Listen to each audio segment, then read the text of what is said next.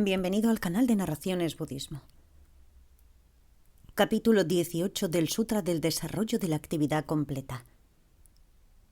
Traducido por Upasaka Losang Gyatso. Capítulo 18. El río Nairanyana. Monjes. Durante los 6 años en los que el Bodhisattva practicó austeridades, Mara, el Papillán, el maligno, lo siguió paso a paso, buscando una oportunidad para hacerle daño. Sin embargo, a pesar de sus intentos, nunca encontró una oportunidad y finalmente se fue desanimado y descontento. Con respecto a esto se dice: hay una agradable foresta con matorrales exuberantes y lleno de hierbas, al este de Uruvilva, donde fluye el río Nairayana. Allí, para bien de la renunciación, el Bodhisattva perseveró con un vigor continuo y estable. Para alcanzar realizaciones y el gozo, permaneció calmo y diligente. Mara se aproximó a él y dijo con unas palabras suaves y agradables: «Oh hijo de los Sakya, levántate. ¿Qué utilidad hay en atormentar tu cuerpo? La vida es lo más valioso para los vivos. Viviendo puedes practicar el Dharma. Viviendo puedes hacer eso, y entonces más tarde no te arrepentirás. Pero tu complexión se ha debilitado y su esplendor se ha ido, y tal parece que estés al borde de la muerte. Hay muchas oportunidades para la muerte, pero la de la vida es solo una. Hay un gran mérito en practicar la generosidad y en hacer ofrendas siempre que uno puede. Entonces, ¿por qué te empeñas en la práctica de la renunciación? El sendero de la renunciación solo trae sufrimiento, y la tarea de domar la mente es muy ardua». Esto es lo que Mara dijo cuando se estaba dirigiendo al Bodhisattva. El Bodhisattva dijo a Mara, replicando a sus palabras: «Papillán, completamente loco. Tú has venido aquí con otros motivos. Mara, a ti no te importa lo más mínimo mi acumulación de mérito. Si tú estuvieras interesado en la acumulación de mérito, en vez de hablar como hiciste, hablarías así. Puesto que la muerte es el final de la vida, la muerte no supone una preocupación para mí. Dedicándome completamente a la práctica espiritual, yo nunca daré marcha atrás. Si incluso el caudal de los ríos puede ser secado por el viento, entonces, ¿qué decir del cuerpo y la sangre del renunciante? ¿No debería de secarse también? Cuando su sangre se ha secado, su carne se marchitará. Cuando su carne se ha consumido, su mente se hará aún más clara. Tendrá más dedicación, diligencia y absorción. Puesto que yo vivo de esta forma, yo he alcanzado la percepción más suprema, así que yo no me preocupo de mi cuerpo y de mi vida, solo busco la pureza de mi ser. Yo estoy dedicado y poseo diligencia, y también tengo sabiduría. En este mundo yo no veo a nadie capaz de perturbar mi esfuerzo diligente. La muerte, el ladrón de la fuerza vital, es preferible a vivir una vida carente de virtud. Es mejor morir en una batalla que vivir derrotado bajo el yugo del enemigo. Aunque él no muestra orgullo en la victoria, solo un héroe es capaz de vencer a un ejército. El cobarde no tiene éxito. Mara, pronto te venceré. El deseo es tu primer ejército. El segundo es el descontento. El tercero es el hambre y la sed. El cuarto es el anhelo. El quinto es la pereza y la indolencia. Se dice que el sexto es el miedo. El séptimo es la duda. El enojo y la hipocresía constituyen el octavo. La ambición, codicia y el deseo de alabanzas. La fama falsamente adquirida. La búsqueda de la glorificación que humilla a los otros. Este es el ejército de Mara, el mal amigo que atormenta a uno. Algunos ascetas y brahmines parecen haber sucumbido a eso. Este es tu ejército, que vence a este mundo y al de los dioses. Yo lo destruiré con mi sabiduría, lo mismo que el agua destruye un vaso de arcilla sin cocer. Yo actúo con cuidado, pues mi mente está establecida en la atención mental, y he entrenado mi mente en la sabiduría. Pero como tu mente está establecida en la maldad, ¿qué puedes realizar? Como el Bodhisattva pronunció estas palabras, Mara el maligno se sintió confuso, humillado y lleno de resentimiento, y entonces desapareció de aquel lugar. Monjes, entonces el Bodhisattva pensó: Hay ascetas y brahmines que en el pasado, presente y futuro se hacen daño a sí mismos. Experimentan el sufrimiento intenso del calor insoportable y van sufriendo experiencias desagradables, y así sufren intensamente. Monjes, yo seguí pensando, con estos actos y estos métodos, yo no he sido capaz de manifestar ninguna sabiduría verdadera que pudiera ser superior a las enseñanzas creadas por el hombre. Este sendero no lleva a la iluminación. Este sendero es incapaz de erradicar la sucesión de nacimientos, la vejez y la muerte en el futuro. Pero tiene que haber otro sendero que pueda erradicar el sufrimiento ocasionado por el nacimiento, la vejez y la muerte. Monjes, yo continué pensando. Una vez, cuando yo estaba sentado en el parque de mi padre, bajo la sombra de un manzano, yo me regocijé lo mismo que si hubiera alcanzado el primer nivel de concentración, el cual está libre de deseos y negatividades. Está dotado con buenas cualidades. Es reflexivo, investigador y lleno de la alegría que surge de la discriminación. Yo me regocijé como si hubiera conseguido todos los niveles de concentración hasta llegar al cuarto. Indudablemente, ese tiene que ser el sendero hacia la iluminación, el cual puede erradicar la aparición de los sufrimientos del nacimiento, la vejez, la enfermedad y la muerte. Y de este modo en mí surgió una convicción. Este es el sendero hacia la iluminación. Y también pensé, sin embargo, este sendero no puede ser realizado por alguien que ha llegado a quedar tan débil. Si me dirigiera hacia el asiento de la iluminación meramente a través de la fuerza de mi conocimiento, pero con mi cuerpo manteniendo una debilidad tan crítica, los seres del futuro no mantendrían una disposición favorable hacia mí, y este sendero no conduciría a la iluminación. Por consiguiente, yo volveré a ingerir comida sólida. De esa forma, yo volveré a recobrar mi fuerza física. Una vez hecho eso, yo me dirigí al asiento de la iluminación. Monjes, en ese momento algunos dioses se interesaron por mí. Puesto que conocían mis pensamientos, vinieron a donde yo estaba y me dijeron: «Hombre santo, no comas alimento sólido. Nosotros podemos nutrirte a través de los poros de tu cuerpo». Monjes, entonces yo pensé, yo tomé el voto de permanecer ayunando, y de este modo la gente de las aldeas de los alrededores sabrá que el asceta Gautama se abstiene de ingerir comida. Sin embargo, si estos hijos de los dioses que se están interesando por mí me alimentaran a través de los poros de mi cuerpo, yo sería el peor de los hipócritas. Por tanto, el Bodhisattva decidió desoír las palabras de los hijos de los dioses para evitar toda hipocresía. En lugar de ello, decidió comenzar a tomar alimentos sólidos. Monjes, de este modo, el Bodhisattva se levantó del asiento en el que había estado practicando disciplinas y mortificaciones durante los últimos 6 años y proclamó: «Ahora yo tomaré alimentos sólidos, tales como melazas, sopa de guisantes, sopa de lentejas, avena y arroz». Monjes, en esto, los 5 compañeros ascetas pensaron: con este sendero y estas prácticas, el asceta Gautama parece incapaz de realizar una visión de sabiduría excelsa que es más elevada que cualquier enseñanza humana. No obstante, ¿cómo puede resultar de alguna ayuda el hecho de comer alimentos sólidos y llevar una vida confortable? ¡Qué hombre tan ignorante y pueril! Y albergando este pensamiento, los 5 compañeros abandonaron al Bodhisattva y se dirigieron a Varanasi, donde acamparon en la colina de los sabios caídos, en el Parque de los Ciervos. Siempre, desde que el Bodhisattva había comenzado su práctica de austeridades, hubo 10 chicas jóvenes de la aldea que lo habían servido como una forma de verlo, venerarlo y asistirlo.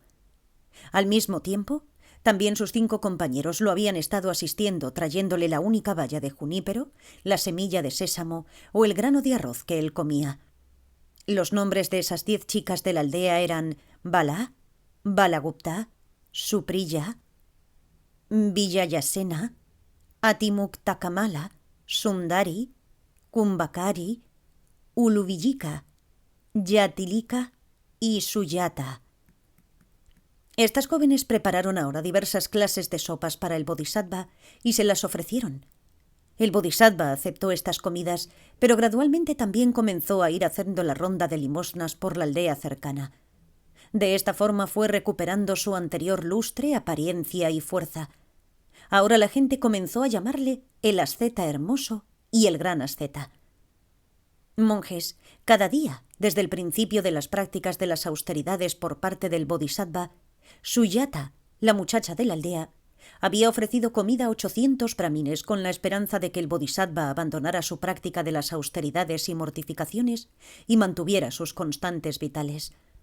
Puesto que ella lo hizo así, ofreció esta oración: que pueda el bodhisattva comer mi comida y por tanto obtener verdaderamente la insuperable, perfecta y completa iluminación.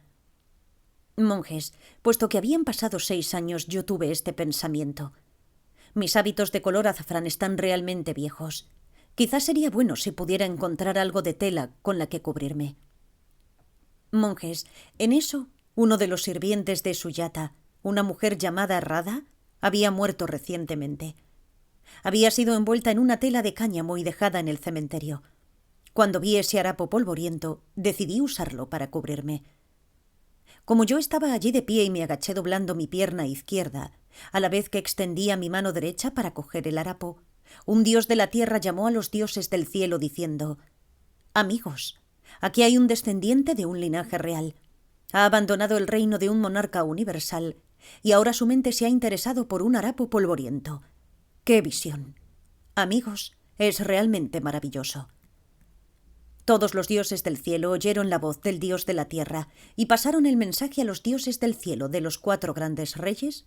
Los dioses del cielo de los 4 grandes reyes se lo dijeron a los dioses del cielo de los 33. Ellos, a su vez, comunicaron la nueva al cielo de libre de conflictos, y desde ahí fue pasando al cielo de la alegría, el cielo de disfrutando de emanaciones, y al cielo de disfrutando de las emanaciones de otros, llegando finalmente al cielo de Brahma. Monjes, en aquel momento, en ese mismo instante, este mensaje resonó y viajó hasta alcanzar el cielo más alto. Akanista. Amigos, aquí hay un descendiente de un linaje real. Ha abandonado el reino de un monarca universal y ahora su mente se ha interesado por un harapo polvoriento. ¡Qué visión! Amigos, es realmente maravilloso. Entonces el bodhisattva pensó: he encontrado este harapo polvoriento, así que sería bueno si pudiera encontrar agua para lavarlo. En ese mismo instante los dioses golpearon la tierra con sus manos y en ese lugar apareció un estanque de lotos. Aún hoy en día este estanque es conocido como el estanque donde golpearon las manos. Panijata. Después el bodhisattva pensó: ahora que he conseguido agua, sería bueno si pudiera encontrar una piedra plana sobre la que lavar este paño. En ese mismo momento, Sakra colocó ante él esa roca, y el bodhisattva comenzó entonces a lavar el harapo sucio. Entonces Sakra, el jefe de los dioses, habló al bodhisattva: «Hombre santo, dame el paño, entonces lo lavaré». No obstante, el bodhisattva quiso mostrar la conducta de un renunciante, así que no dio el trapo a Sakra, sino que lo lavó él mismo. Después de esto, el bodhisattva se sintió cansado y quiso salir del estanque. Sin embargo, Mara, el maligno, se sintió celoso y mágicamente profundizó al fondo del estanque. Sin embargo, a la orilla del estanque había un gran árbol, Kakuba. Para seguir las costumbres mundanas y para complacer a las diosas del árbol, el bodhisattva las llamó diciendo: «Escuchad, diosas, agachad una de las ramas del árbol». Las diosas bajaron una rama tal como anhelaba el bodhisattva y fue sacado del estanque. Una vez que estuvo salvado, permaneció bajo la sombra del árbol Kakuba, donde cosió el harapo polvoriento, convirtiéndolo en un hábito monástico. Hoy en día este lugar aún es conocido como el lugar donde se cosieron los harapos polvorientos. Pansukula Sivana.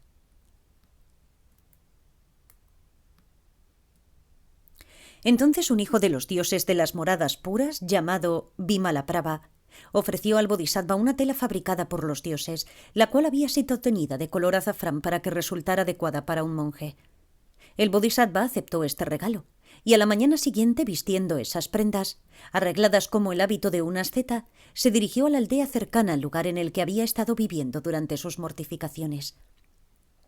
A medianoche, los dioses habían anunciado lo siguiente a Suyata, la hija del Nandika, el jefe de la aldea de Senapati, en Uruvilva. Aquel para quien tú has estado haciendo ofrendas ha relajado su disciplina y ha decidido que volverá a tomar comida nutritiva y sólida. Previamente tú hiciste esta aspiración. que pueda el Bodhisattva comer mi comida y por tanto obtener verdaderamente la insuperable, perfecta y completa iluminación. Ahora ha llegado ese momento, así que tienes que hacer lo que tú debes de hacer.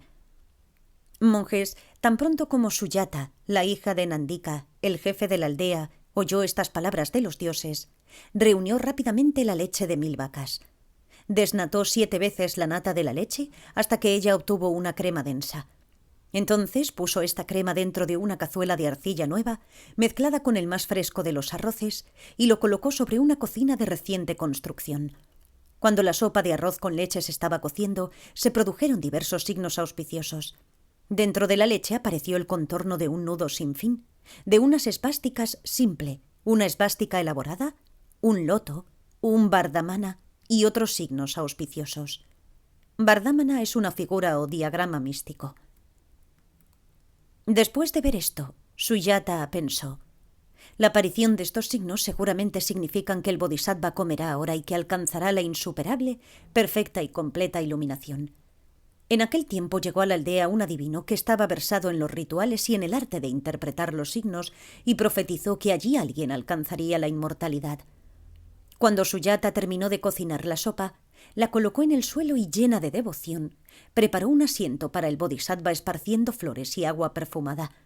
Entonces dijo a uno de sus sirvientes, una mujer llamada Uttara: «Uttara, ve y trae a los brahmines. Yo quedaré aquí y vigilaré este arroz con leche y miel». Uttara respondió: «Muy bien, señora».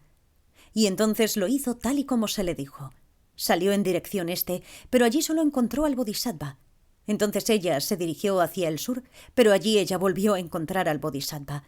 Entonces ella fue hacia el oeste y el norte, pero en esos lugares solo encontró al Bodhisattva. En aquel tiempo algunos hijos de los dioses de las moradas puras habían alejado a todos los tirtikas y no fue encontrado ninguno de ellos.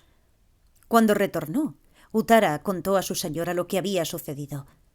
«Dondequiera que fui, al único que encontré fue a este hermoso monje. No hay más ascetas o brahmines aparte de él». Suyata dijo: «Solo él es el monje. Solo él es el brahmín. Es para él para quien yo he preparado esta comida. Uttara, ve y tráelo». Uttara respondió: «Muy bien, señora». Y salió. Cuando encontró al Bodhisattva, se postró ante él y le transmitió la invitación de Suyata. Monjes, entonces el Bodhisattva se dirigió a la casa de la joven aldeana Suyata, donde se sentó en el asiento que le había sido preparado. Monjes, la joven aldeana Suyata había llenado un cuenco dorado con el arroz con leche y miel y lo ofreció al Bodhisattva. Entonces el Bodhisattva tuvo este pensamiento: Suyata ha ofrecido esta comida. Si la como ahora, no hay duda de que realmente yo alcanzaré la insuperable, perfecta y completa iluminación. Entonces el Bodhisattva tomó su comida. Cuando hubo terminado, se levantó y preguntó a Suyata: «Hermana, ¿qué debiera de hacer con el cuenco dorado?». Ella respondió: «Por favor, quédese con él». El Bodhisattva le dijo: «No necesito este cuenco».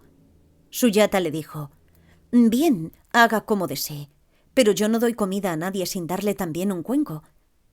Así que el Bodhisattva cogió el cuenco y abandonó Urubilva. Antes del mediodía llegó a las orillas del río Nairayana, el río de los Nagas. Allí él posó su cuenco y sus ropas y entró en el agua para refrescarse. Monjes, mientras estaba bañando el Bodhisattva, varios cientos de miles de hijos de los dioses vinieron a venerarlo. Ellos vertieron en el río aloe divino y polvo de sándalo, y también diversos ungüentos, y esparcieron flores de todos los colores dentro del agua. De esta forma, todo el gran río Nairayana corría lleno de perfumes divinos y de las flores que llovían sobre él. Muchos trillones de hijos de los dioses vinieron para recoger esa agua perfumada que el Bodhisattva había utilizado para el baño. La llevaron con ellos a sus moradas, para reverenciarlas en altares construidos dentro de monumentos conmemorativos. Kaityas. Suyata, la joven aldeana, también recogió todo el pelo y la barba del Bodhisattva. Pensando que tenía que ser algo sagrado, lo llevó con ella para hacer monumentos conmemorativos. Cuando el Bodhisattva salió del río, quiso sentarse, así que buscó un lugar adecuado y encontró un sitio propicio a la orilla del río. Precisamente entonces, una joven naga que habitaba en el río surgió de las profundidades y ofreció un trono de joyas al Bodhisattva. El bodhisattva se sentó en ese trono, y mientras estaba pensando con bondad en Suyata, la hija del jefe de la aldea, ingirió la parte que necesitaba del arroz con leche y miel. Cuando terminó de comer, arrojó el cuenco dorado al agua sin albergar ningún sentimiento de apego. Tan pronto como el cuenco impactó con el agua, el rey Naga Ságara, lleno de gran devoción y respeto, vino a buscar el cuenco y llevarlo a su reino pensando: esto es digno de veneración. En eso, Indra, el de 1000 ojos, el destructor de ciudades, adoptó la forma de un garuda con un pico de diamante e intentó robar el cuenco dorado del rey Naga Ságara. Cuando Indra fue incapaz de hacerlo, adoptó su propia forma y lo pidió cortésmente. Esta vez recibió el cuenco y lo llevó con él al cielo de los 33 para enaltecerlo en un monumento conmemorativo y así venerarlo. En este cielo él comenzó un festival religioso llamado la Procesión del Cuenco, que se observaba en los días de conjunción astrológica. Hasta el día de hoy en el cielo de los 33 se celebra anualmente un festival del cuenco.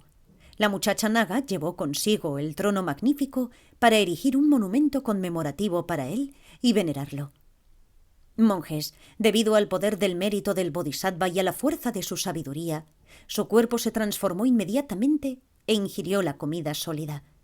En un instante su cuerpo volvió a recobrar su anterior belleza, similar al lustre de un loto. Ahora él manifestaba las 32 marcas de un gran ser, al igual que un halo de luz alrededor de su cuerpo de un diámetro de una braza. Con respecto a esto se dice: después de 6 años de austeridades, el Bhagavan piensa: yo puedo poseer la concentración y el conocimiento trascendental, pero si no voy bajo el rey de los árboles para despertar a la omnisciencia bajo sus ramas, debido a estar tan demacrado, no mostraría compasión hacia los seres venideros. Los dioses y los humanos con poco mérito buscan la sabiduría por métodos erróneos. Al estar en un estado tan debilitado, son incapaces de alcanzar la iluminación que es como el néctar. Sin embargo, si yo como comida sólida, excelente y de calidad, volveré a recobrar mi fuerza física, y entonces podré dirigirme hacia el rey de los árboles para alcanzar la iluminación omnisciente bajo sus ramas. Suyata, la joven aldeana, quien ha hecho mucho bien en el pasado, hace ofrendas continuamente pensando: que pueda este guía obtener el fruto de su práctica. Cuando ella oyó la petición de los dioses, ella le trajo arroz con leche y miel. Ella fue hacia el río y se sentó felizmente a las orillas del Nairayana. El bodhisattva practicó la disciplina durante 1000 eones, y sus facultades sensoriales están completamente calmadas. Se dirigió hacia el río acompañado por una multitud de dioses y nagas y también de sabios espirituales. Cruza el río y se baña en sus aguas albergando el pensamiento de liberar a los seres. El sabio, puro e inmaculado, lleno de compasión hacia el mundo, desciende al río y se baña. Trillones de dioses llenos de alegría descienden al río y vierten perfumes celestiales en las aguas y polvo perfumado para que así pueda bañarse el mejor de los seres.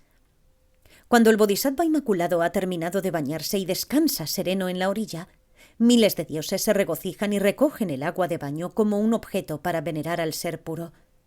Un hijo de los dioses le ofrece unos hábitos de color azafrán hechos de un bello paño sin falta.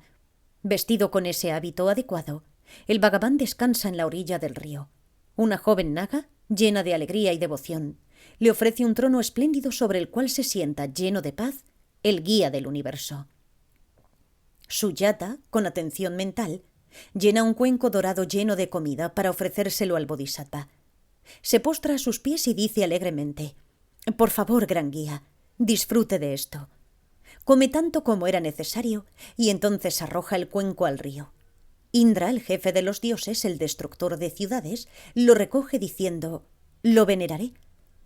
En el mismo instante en el que el victorioso consume la comida sólida y excelente, su cuerpo recobró su anterior fuerza, magnificencia y esplendor. Él ofrece a Suyata y a los dioses una enseñanza que los beneficia grandemente, y con el paso de un león, la elegancia de un cisne y el porte del rey de los elefantes, el bodhisattva se aproxima al árbol de la iluminación.